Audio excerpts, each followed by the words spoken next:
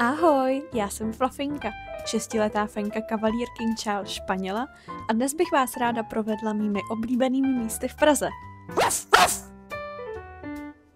Někdy není nic lepšího, než si sednout na lavičku, zavřít oči a nechat se ovývat větrem od Vltavy.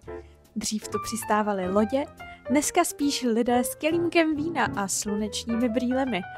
Náplavka se za poslední roky hodně změnila.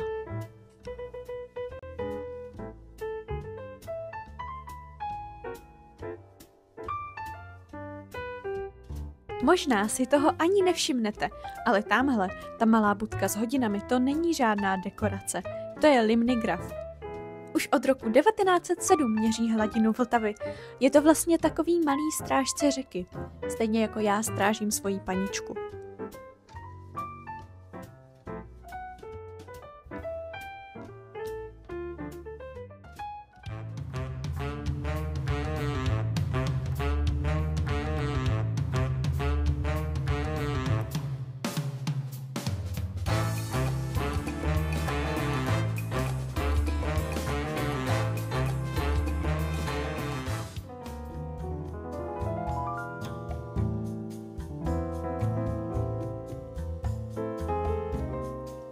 Petřín, to je moje srdcovka. Stromy tu každé jaro rozkvetou, lidé se tu procházejí ruku v ruce, no a pejsci tlapku v tlapce. Ale má to i temnější minulost. Věděli jste, že tu kdysi stával pohanský háj?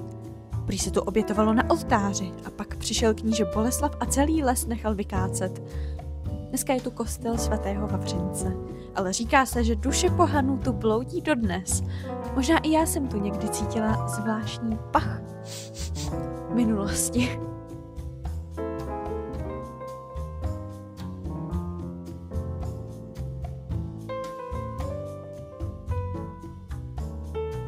Co mi to jako ukazuješ? Národní divadlo? No, pokud tam teda mají národní zásobu pamlsku, tak tam třeba s tebou zajdu.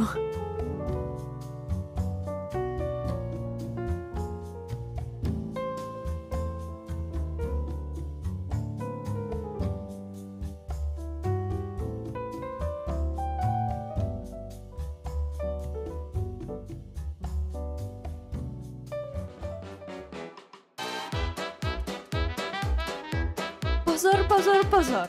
Tohle bude moje show. Je tu dost místa a hlavně spousta turistů, kteří obdivují moje otočky, sedy i skokej do náruče.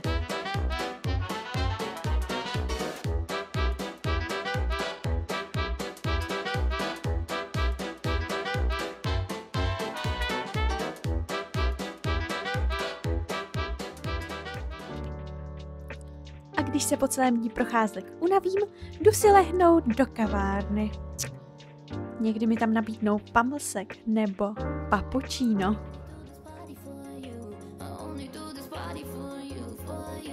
A kdyby bylo jenom na mě, tak jsem celý den tady, na Agility hřišti. Tohle je moje nejoblíbenější místo v celé Praze. Přeskakuju překážky, běžím tunelem, protože i psí dáma musí být přeci v kondici.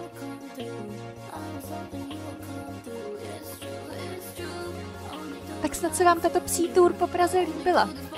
Lepšího průvodce byste nenašli. Jsem totiž Fluffy.